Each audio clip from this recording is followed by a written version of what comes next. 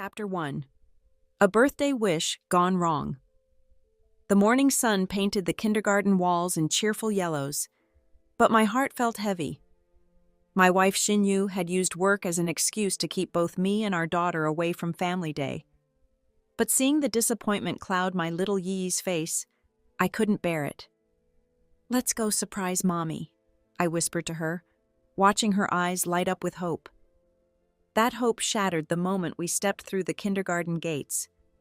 There stood Xinyu, but she wasn't alone. Her right hand held a small boy's hand, while her left was intertwined with Wei Songting's, her childhood sweetheart. They looked picture-perfect, laughing and chatting like a real family, their happiness almost mocking us. The moment Xinyu spotted us, her smile vanished. She quickly dropped Wei Songting's hand, but the damage was done. "Zheng Shuo, please don't misunderstand," she rushed to explain. "Wei Songting is raising his child alone. Today's the boy's 5th birthday, and he just wanted to feel a mother's love." I swallowed the bitterness rising in my throat and knelt beside my daughter. "Yi, say hello to Uncle Wei," I managed, my voice steady despite the storm inside. Wei Songting shifted uncomfortably, holding his son closer. "Zheng Shuo, please don't be angry. Xinyu is just being kind. My boy hasn't had a mother since he was little." "Well," I cut in with a smile that didn't reach my eyes, "since Yi and I are here now, shouldn't you return my wife to her real family?" The words barely left my mouth when the little boy in Wei Songting's arms burst out, "Mommy, you promised to spend the day with Daddy and me." His fierce glare caught me off guard. "Mommy? Already?" Xinyu stepped between us like a shield, her voice sharp with irritation. "Zheng Shuo, where's your compassion? Wei Songting and I grew up together. It's just one day. Why are you being so petty about this?" My laugh was hollow. "So his misfortune is somehow my responsibility?" Before I could say more, other parents began flooding in with their children. One mother approached, beaming. "Oh, Leilei's parents. You three always come together on family day. Unlike my husband Qin, always too busy with work to care about our child." Wei Songting's awkward smile and Xinyu's panicked eyes told me everything I needed to know. "Just one day, Xinyu?" I asked quietly. "Is this what you meant by just one day?"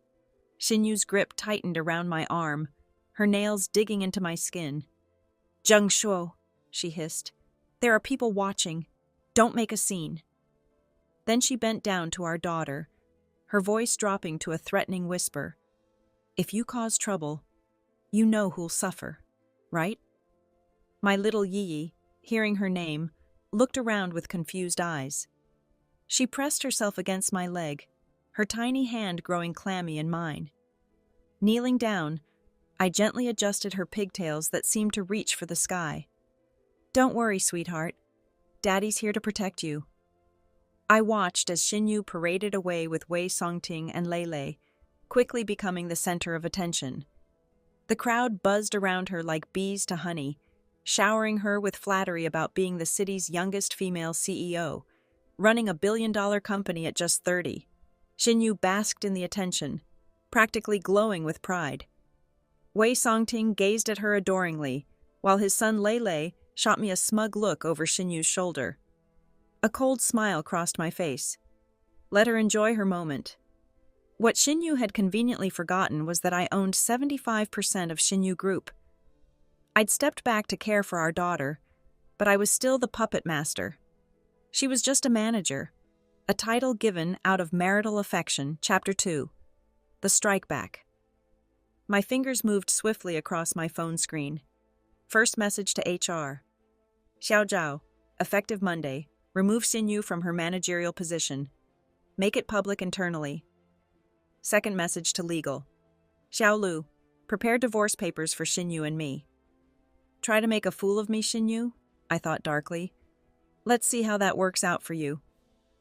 The family day activities began, with families taking their assigned seats.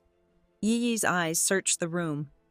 "Daddy, why isn't Mommy sitting with us?" Her innocent question pierced my heart. I cupped her soft cheek in my hand.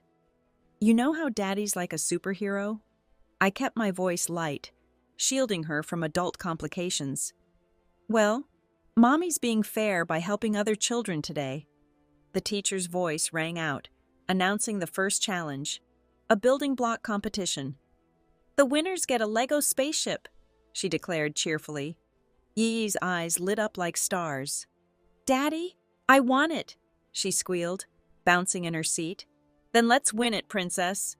We worked. The teacher approached, nodding approvingly, about to declare us winners, when a small figure darted over from the front row. Everything happened in a flash. Lele darted forward, deliberately knocking over our carefully assembled blocks. Now I'm first, he declared, smirking with the confidence of a child who knew he was protected. Yi-Yi's eyes welled up with tears, her small hands trembling as she grabbed a wooden block and hurled it at Lele. Yi-Yi! Xinyu's voice cut through the air. How dare you hit someone? Apologize to Lele right now. No, Yi-Yi stood her ground, her little chin quivering. He broke my blocks first. He's the bad guy. I placed my hands protectively on Yi-Yi's shoulders. Xinyu, everyone saw what happened. Lele should be the one apologizing. Wei Songting tried playing peacemaker, tugging at Xinyu's sleeve. Let's not make this bigger than it needs to be. They're just children. But then came the moment that shattered everything. Yi-Yi's voice broke through her tears. Mommy, why aren't you protecting me? Why are you scolding me instead? The room fell silent. Every eye darted between the four of us, trying to piece together this family puzzle. Xinyu's face cycled through shades of red and white, while Wei Songting stood frozen, words dying on his lips. Lele stepped forward, hands on his hips like a miniature emperor. Who are you calling mommy? She's my mommy. His words struck Yi-Yi like physical blows, causing her to hiccup through her tears. Mommy, she pleaded, say something. My blood boiled. Xinyu, I growled, are you going to explain? Or will you just watch while your daughter is humiliated? Her response chilled me to the bone. She scooped up Lele, declaring, Explain what? Today I'm Lele's mother. The whispers started immediately, like poison spreading through water. Why is that little girl calling her mommy? I never see the mother at these events. Could she be someone's mistress? Maybe the father's trying to get close to rich CEO Xinyu. Through it all, Xinyu remained silent, comforting Lele, while Wei Songting watched with barely concealed satisfaction. I held my sobbing daughter close, fighting the urge to confront them both. This wasn't the time or place. My daughter needed protection more than I needed revenge. Then someone trying to curry favor with Xinyu chirped, Oh, young Master Lele looks just like his mother. You can tell they're related at first glance. Chapter 3. I caught Xinyu's eye. For a split second, guilt flashed across her face before she masked it with a forced laugh. In the teacher's lounge, I finally managed to calm Yi-Yi. As she drifted off to sleep, her eyelids swollen and red from crying, my heart shattered at the sight. Once sure she was sleeping, I stepped out quietly to make some calls. Xiao Zhao, Xiao Lu, I spoke in hushed tones. Bring Xinyu's and my marriage certificate, the divorce papers, and her termination letter to the kindergarten. Now. Then I heard it. A scream that turned my blood to ice. Yi-Yi's scream. I sprinted toward the sound, my heart pounding against my ribs. Near the restroom, I found my worst nightmare. Yi-Yi lay crumpled on the ground, with Lele standing over her, his face twisted with a cruelty no 5-year-old should possess. Stop calling her mom! Lele's foot connected with Yi-Yi's stomach. I'll teach you a lesson. Another boy held Yi-Yi down, taunting, Mistress's kid deserves this. My mom says children like you should have never been born. Yi-Yi's desperate cries echoed through the hallway. You're lying. She is my mommy. Daddy, mommy, help me. Her small body thrashed against the tiles, gasping between sobs. Where are you? Something snapped inside me. A primal roar built in my chest as rage coursed through my veins. The boys scattered like cockroaches in light when they saw my face. I scooped up my trembling daughter, her body shaking violently against my chest. "Daddy's here, baby. I'm here now," I whispered, already dialing emergency services. As I carried Yi to the arriving ambulance, I passed by a sickening scene. Xinyu contentedly building blocks with Lei, while Wei Songting doted on her, wiping her forehead with practiced tenderness. Xinyu looked up at the commotion, feigning concern. What happened to Yi? Before she could even stand, Wei Songting grabbed her hand. "Xinyu, you promised Lei a full day together. You should have seen how excited he was last night when I told him." The ambulance doors were closing when a female doctor lifted Yi's dress. Her gasp of horror confirmed my fears. How could anyone do this to a child? My vision blurred with tears as panic seized my chest. My little girl lay unconscious. The teacher approached, nodding approvingly, about to declare us winners, when a small figure darted over from the front row. Everything happened in a flash. Lei darted forward, deliberately knocking over our carefully assembled blocks. "Now I'm first," he declared, smirking with the confidence of a child who knew he was protected. Yi's eyes welled up with tears, her small hands trembling as she grabbed a wooden block and hurled it at Lei.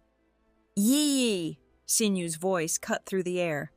"How dare you hit someone? Apologize to Lei right now." "No," Yi stood her ground, her little chin quivering. "He broke my blocks first. He's the bad guy." I placed my hands protectively on Yi's shoulders. "Xinyu, everyone saw what happened.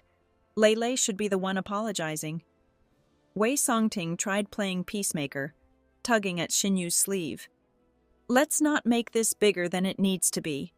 They're just children." But then came the moment that shattered everything. Yi's voice broke through her tears. "Mommy, why aren't you protecting me? Why are you scolding me instead?" The room fell silent. Every eye darted between the four of us, trying to piece together this family puzzle. Xinyu's face cycled through shades of red and white, while Wei Songting stood frozen, words dying on his lips. Lei stepped forward, hands on his hips like a miniature emperor. "Who are you calling mommy? She's my mommy." His words struck Yi like physical blows, causing her to hiccup through her tears. "Mommy," she pleaded, "say something." My blood boiled. "Xinyu," I growled, "are you going to explain? Or will you just watch while your daughter is humiliated?" Her response chilled me to the bone. She scooped up Lei, declaring, "Explain what? Today I'm Lei's mother." The whispers started immediately, like poison spreading through water. Why is that little girl calling her mommy? I never see the mother at these events. Could she be someone's mistress? Maybe the father's trying to get close to rich CEO Xinyu. Through it all, Xinyu remained silent, comforting Lei while Wei Songting watched with barely concealed satisfaction. I held my sobbing daughter close, fighting the urge to confront them both. This wasn't the time or place. My daughter needed protection more than I needed revenge. Then someone trying to curry favor with Xinyu chirped, "Oh, young Master Lei looks just like his mother. You can tell they're related at first glance." Chapter 3. I caught Xinyu's eye. For a split second, guilt flashed across her face before she masked it with a forced laugh. In the teacher's lounge, I finally managed to calm Yi. As she drifted off to sleep, her eyelids swollen and red from crying, my heart shattered at the sight. Once sure she was sleeping, I stepped out quietly to make some calls. "Xiao Zhao, Xiao Lu," I spoke in hushed tones. "Bring Xinyu's and my marriage certificate, the divorce papers, and her termination letter to the kindergarten. Now."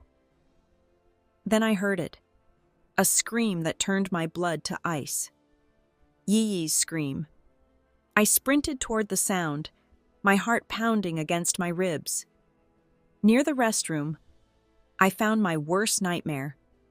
Yi Yi lay crumpled on the ground, with Lei standing over her, his face twisted with a cruelty no 5-year-old should possess. "Stop calling her Mom!" Lei's foot connected with Yi Yi's stomach. "I'll teach you a lesson." Another boy held Yi Yi down, taunting, "Mistress's kid deserves this. My mom says children like you should have never been born." Yi Yi's desperate cries echoed through the hallway. "You're lying. She is my mommy. Daddy, Mommy, help me." Her small body thrashed against the tiles, gasping between sobs. "Where are you?" Something snapped inside me. A primal roar built in my chest as rage coursed through my veins. The boys scattered like cockroaches in light when they saw my face. I scooped up my trembling daughter, her body shaking violently against my chest. "Daddy's here, baby." "I'm here now," I whispered, already dialing emergency services. As I carried Yi Yi to the arriving ambulance, I passed by a sickening scene. Xinyu contentedly building blocks with Lei, while Wei Songting doted on her, wiping her forehead with practiced tenderness. Xinyu looked up at the commotion, feigning concern. "What happened to Yi?" Before she could even stand, Wei Songting grabbed her hand. "Xinyu, you promised Lei a full day together. You should have seen how excited he was last night when I told him." The ambulance doors were closed. I pushed myself up, ignoring the sting in my palm, a cold smile playing on my lips. The kindergarten principal approached, concern etched on her face. "Mr. Yi's father, please be reasonable. Apologize to President Xinyu while you still can. You can't win against them." Chapter 5. I shook my head at her well-meaning but misguided advice. She sighed heavily. "I believe you wouldn't lie, but these corporations, they're untouchable. You're playing with fire." The suited executives were almost upon us, their polished shoes clicking against the pavement like a countdown. The crowd buzzed with anticipation, phones held high to capture what they assumed would be my downfall. Xinyu stepped forward, her voice low and threatening. "Did you call them? Are you really this petty? Remember, I'm the general manager, their boss." I met her gaze with a calm smile. "Let's see how this plays out." Wei Songting hurried over, playing the victim masterfully. "Xinyu, I know you brought the legal team to defend me, but let's not make this bigger than it is." He tilted his face to show off his swollen cheek, milking the moment. Lei lunged at me. "You hurt my dad. Mommy's people will teach you a lesson." I stepped aside, letting his momentum carry him forward. He crashed to the ground, a bump swelling on his forehead. "How dare you hurt a child?" Xinyu's face contorted with rage. "Are you blind, Xinyu?" I shot back. Wei Songting scooped up Lei, his face a mask of parental concern. "He's just a child. How strong could he be? Why push him so hard? Xinyu, he's taking his anger out on an innocent child." Xinyu moved to grab me, but by then the suited men had reached us. The crowd leaned forward, expecting to see me restrained and humiliated. Instead, a muscular bodyguard stepped between us, seized Xinyu's outstretched arm, and threw her back with shocking force. The silence that followed was deafening. Xinyu scrambled to her feet, face flushed with rage and confusion. "Do you want to lose your job?" she shrieked at the guard. "I'm the general manager. I sign your paychecks." The onlookers exchanged uncertain glances. One of Xinyu's previous supporters cleared their throat nervously. "General Manager Xinyu, is there some mistake?" Wei Songting clung to Xinyu, his wounded expression faltering as the situation spun beyond his understanding. "Xinyu, you're the general manager. You have to defend Lei," Wei Songting urged, still deluded by his own fantasy. His eyes gleamed with misplaced triumph, no longer bothering to hide his true nature. Another wave of suited executives approached, led by a man with gold-rimmed glasses. Someone in the crowd gasped, "That's the legendary attorney Lu. 5 years undefeated in court." Lu walked past Xinyu without acknowledging her desperate calls. and bowed to me. "Chairman Jung, everything has been handled as per your instructions." His voice carried clearly across the suddenly silent room. Chapter 6. "Chairman Zheng?" The confusion rippled through the crowd. Wei Songting, ever the skilled actor, seemed to grasp the situation perfectly. Tears streamed down his face as he played the role of the pitiful single father. "Please, this is all my fault," he pleaded. "I just asked Xinyu to help because Lele has grown up without a mother. It was supposed to be just for one day." His voice cracked as he suddenly dropped to his knees, beginning to slap himself across the face. Predictably, Xinyu and Lele rushed to stop him. Xinyu turned to me, her eyes blazing red with anger. "Are you trying to drive Wei Songting to his death?" I watched as some people in the crowd began to soften. Wei Songting knew exactly how to play the sympathy card, the poor, desperate father just wanting to give his son a perfect 5th birthday. But I wasn't about to let this performance continue. Taking a calculated step forward, I met Wei Songting's gaze with a knowing smirk. Is that really all there was to it? Just helping out a friend?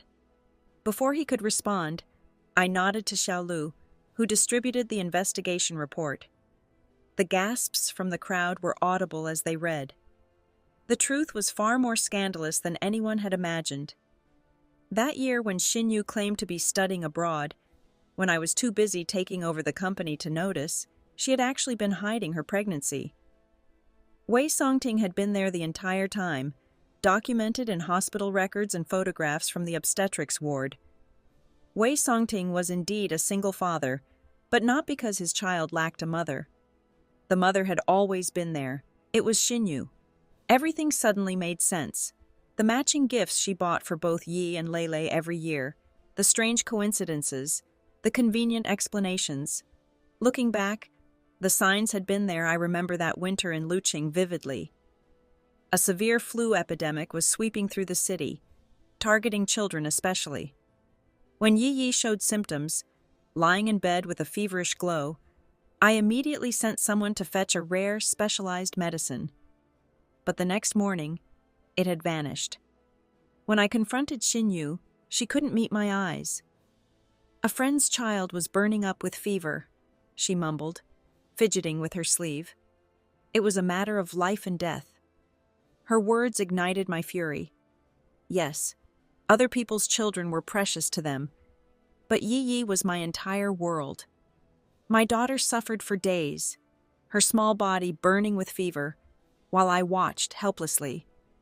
The memory of those nights still haunts me. The truth slipped out later, like water through cupped hands. That precious medicine had gone to Wei Songting, and here's the kicker. Lele wasn't even sick. "I'm just worried Lele might catch it," he had told Xinyu. "I want to be prepared." And she had handed it over without hesitation, choosing his peace of mind over my daughter's immediate need. That was when my suspicions took root, and I quietly began my investigation. Now, facing them with the evidence, my voice cut through the tense air.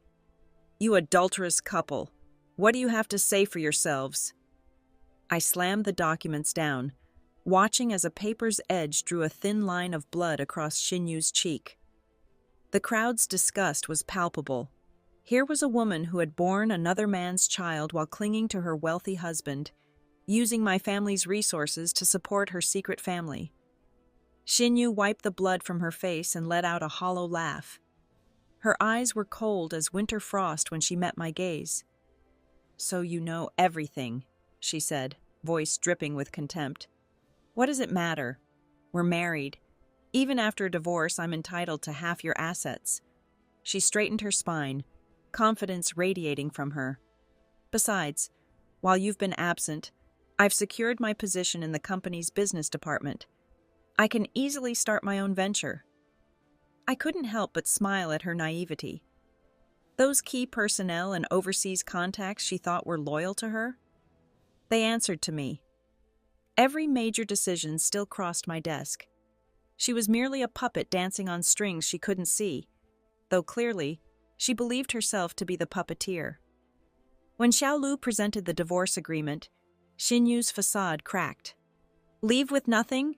You're dreaming, Zhengshuo. She tore the papers to shreds, her eyes blazing with challenge. Want a divorce? Give me half the Zheng family fortune. I calmly had Xiaoli from HR hand her a termination letter. She destroyed that too, paper fragments falling like snow. Looking at the scattered pieces, I felt oddly peaceful. This is just a courtesy notice, I told her quietly. As everyone knows, my legal team has never lost a case. Let the courts handle this. Through the influencers' live stream, their reputations were already crumbling like the torn papers at our feet. As Xinyu and Wei Songting tried to leave with Lei, my bodyguards blocked their path. Xinyu turned to me, her face twisting with malice. What now? I shifted my attention to the influencer mother in the crowd. Would you like to boost your viewership even higher? Her eyes sparkled with interest as I nodded to Xiaolu to start the video. The projector flickered to life, and my heart clenched as Yi Yi's small figure appeared on screen. The footage showed Lei and other children surrounding her like wolves circling their prey. I told you not to call anyone mom, Lei's voice rang out cruel and clear. Watch me beat you to death today. The sound of his kick landing on Yi Yi's stomach echoed through the silent room. As she tried to escape, another child grabbed her from behind. Bastard child of a mistress deserves this, one child taunted. My mom says kids like you should have been killed at birth. Yi Yi's desperate cries pierced the air like knives. You're lying. That is my mom. Her little hands flailed helplessly as she sobbed. Daddy, Mommy, help me. It hurts. Daddy, Mommy, where are you? Parents in the audience broke down. Mothers clutched their children closer. Fathers wiped away tears. The room was heavy with shared anguish as everyone relived my daughter's nightmare. My vision turned red with rage as I stared at Lei, wanting nothing more than to make him pay for every tear my daughter shed. Xinyu must have sensed my fury because she quickly moved to shield her son. Behind her, Lei's giggles sent chills down everyone's spine. That dead girl deserved it, he sneered. Who told her to steal my mommy? I'll beat her to death next time. She's just a little bastard. My fists clenched so tight, my nails cut into my palms. The pain in my heart was unbearable as I imagined my little Yi Yi's terror and helplessness. I'm sorry, Yi Yi, I whispered. Daddy failed to protect you. But I promise, I'll make this right. The bad people will pay for what they did to you. The room erupted in outrage. Parents called them demons on earth and demanded justice. How could a child be so cruel? This must come from the parents, they shouted. They must be expelled from the kindergarten before our children become their next victims. But Xinyu, Wei Songting, and their accomplices remained unmoved, treating it as a trivial matter. What's everyone shouting about? Xinyu had the audacity to yell. Isn't it normal for children to play fight? What's the big deal? Xinyu's voice dripped with disdain. I'm Yi's biological mother, and I'm not even making a fuss. What right do you all have to judge? I fixed her with an unwavering stare. Shouldn't you care? Yi is your daughter. Watching her being bullied, don't you feel anything? Didn't you hear her crying out in pain, begging for her mommy's protection? Xinyu, have you lost every shred of conscience? My words finally cracked her facade, guilt flickering across her face. But still she persisted. Yi only got a little hurt. She's fine now, isn't she? Why are you making such a scene? Before I could respond, the other parents erupted. No real mother would say such things, one shouted. She cares more about her illegitimate child than her own daughter. Another added, that poor little girl cursed with such a heartless mother. She's worse than an animal. Humiliation colored Xinyu's face as accusations flew. She tried to escape, but the arriving police officers blocked her path. I handed them the video evidence and Yi Yi's medical report. Parents of the offending children, you'll need to come with us, the officer announced gravely. Only then did panic set in. But it was too late. While children might be minors, their guardians couldn't escape responsibility. Days later, Yi Yi's recovery brought light back to our home. "Baby," I promised her, "Daddy will protect you and make sure justice is served." She snuggled into my arms, her sweet voice repeating, "Daddy, Daddy, Daddy," like a healing melody. Faced with massive compensation demands, the other parents came begging at my door. Some dragged their children along, beating them mercilessly. "I told you not to bully people," they screamed as their children writhed. "Director Jung, we've punished them properly. Please show mercy. Our whole family will kneel before you." But I remained unmoved. Those who hurt my daughter would never receive my forgiveness. As for Xinyu, Wei Songting, and Lele, they became prisoners in their own home. Social media branded them relentlessly, Xinyu as the white-eyed wolf and Lele as the wolf cub. Their house became a target for rotten eggs and red paint from angry citizens. Yet this was just the beginning. Within days, I launched a three-pronged attack: divorce proceedings, a lawsuit to recover marital assets, and charges against Xinyu for embezzling company property through her position. When she tried returning to the office, she found her access card deactivated, leaving her locked out, just as she had locked Yi Yi out of her heart. Her proud claims of being a superior executive now rang hollow. Not only had our group dismissed her, but no other company would touch someone with such a tainted reputation. When she tried reaching out to her former subordinates to start her own venture, they blocked her messages and turned their backs. She came storming into my office, face flushed with anger. "Did you order them to interfere with business relationships?" I couldn't help but laugh. "Xinyu, you're like a pile of rotting garbage now. Anyone with common sense knows to stay away." I watched dispassionately as security dragged her out. "I'm the lady of this house," she shrieked. "I'm General Manager Xinyu. How dare you touch me?" But her words fell on deaf ears. They removed her like any other trespasser, her former status meaning nothing. The divorce proceedings moved swiftly through court, drawing fresh waves of public attention. The particularly vile nature of her betrayal and its social impact left the judge with little choice. She lost everything. When she screamed in protest, the bailiff quickly silenced her. Social media exploded with satisfaction. "Justice served. Karma comes for everyone. She got what she deserved." The evidence of her company embezzlement was ironclad. Prison time was inevitable. A few days later, she ambushed my car on my regular route to work. The woman who blocked my path barely resembled the proud Xinyu of before. Her hair had gone half gray, her previous confidence replaced by desperate humility as she bowed her head. "Zhang Shuo, I was wrong," she pleaded. "I've cut all ties with Wei Songting. I swear. I'm still Yi Yi's mother. Please, for her sake, forgive me. Let's remarry. Give Yi Yi a complete home. I don't need to be general manager anymore. Just a director. Please." From inside my car, I looked down at her through the half-lowered window. Her desperation almost made me pity her. Almost. "Xinyu, you think too highly of yourself," I said quietly. "When Yi Yi was crying out for her mother's protection in that kindergarten, where were you? You don't deserve to speak her name." I signaled my driver to move on, leaving her diminishing figure in my rearview mirror, just as Yi Yi and I had left her in our past. Word of Xinyu reached me from behind prison walls. My legal team had made quick work of recovering the assets she'd secretly funneled to Wei Songting. Even the house he lived in, purchased quietly by Xinyu, was stripped away. Now he resided in a cramped rental in the urban village, a far cry from his former lifestyle. Like Xinyu, his reputation lay in tatters. No company would risk hiring him. When he tried setting up a small street stall, eagle-eyed netizens recognized him immediately. They destroyed his makeshift business, leaving him no choice but to join the ranks of garbage collectors, picking through the city's waste to survive.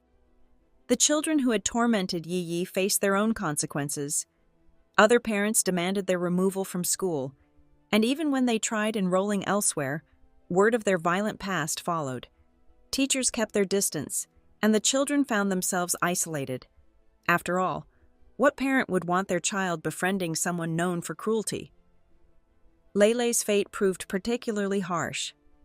In his new kindergarten, taunts of mistress's child drove him into a rage. He picked a fight with a group of 6-year-olds, but numbers and karma prevailed. The beating left him with a concussion and a broken leg. After that, no kindergarten would accept him. Wei Songting, watching his son's suffering, begged and pleaded with school after school. But his tears fell on deaf ears. With no other options, he took Lele with him on his garbage collection rounds, their new life a far cry from their privileged past. I saw them again one day on Snack Street. Father and son shuffled between trash bins, their clothes filthy, hair unkempt, searching for anything of value. I watched them from my car while waiting to pick up Yi Yi's favorite queen's cake. The contrast couldn't have been starker, their desperate scavenging against our peaceful prosperity. Some might call it cruel karma. I called it justice.